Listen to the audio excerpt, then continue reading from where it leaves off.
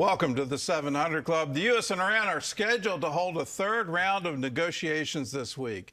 With a huge U.S. military presence in the region, President Trump is curious why Iran still hasn't made a deal. U.S. Ambassador to Israel Mike Huckabee is responding to criticism after his comments in an interview with Tucker Carlson. CBN News Middle East correspondent Julie Stahl reports. U.S. Special Envoys Steve Witkoff and Jared Kushner are due to meet with Iran's foreign minister for a third round of talks in Geneva, Switzerland on Thursday. Witkoff says President Trump is puzzled that Iran hasn't already agreed to a deal. Why under this sort of pressure with the amount of sea power, naval power that we have over there, why they haven't come to us and said, we profess that we don't want a weapon, so here's what we're prepared to do, and yet it's hard to sort of get them to that place. With massive U.S. firepower in the region, President Trump is said to be considering preliminary limited military strikes to force Iran into an agreement. Israel is on its highest alert as it prepares for Iranian retaliation if the U.S. attacks Iran. In recent days, the IDF striking Hezbollah targets in Lebanon as the Iranian proxy would likely join the fight. Iran's president says the government will not yield to external pressure. The state news agency reports student protests at several universities following memorials for those killed in the January protests.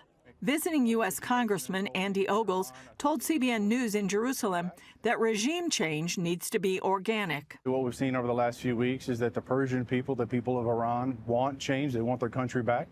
And so I think there's the opportunity for the United States to create that window for the Persian people to, assume their own destiny. But it has to be from the Persian people, the people of Iran. No American boots on the ground. Ogles says the change would revolutionize Iran, the Middle East, and even the world. They've destabilized regions all over, countries all over the world, and it'll be a huge shift and quite frankly opens up the opportunity at least for peace globally once Iran is no longer in the picture and quite frankly their global network of terror. On the sidelines, Arab and Muslim nations condemned U.S. Ambassador to Israel Mike Huckabee's comment about the Middle East in an interview with Tucker Carlson last week. Carlson quoted from Genesis chapter 15 and asked Huckabee if Israel has a right to all that land. In part, Huckabee responded, it would be fine if they took it all. But the U.S. Embassy later pointed out it was taken out of context.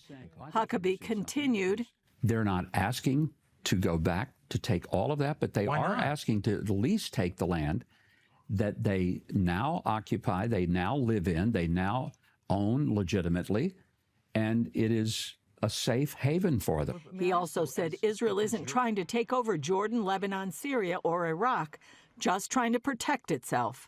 U.S. Congressman Scott Perry, who is visiting Israel for the first time, told CBN News that the situation is complicated and it's important to see the facts on the ground. A lot of people really don't fully understand what the people of Israel deal with on a daily basis, how close your adversaries are, and tactically the advantages they have based on terrain. All those kind of things are important for policymakers to know viscerally.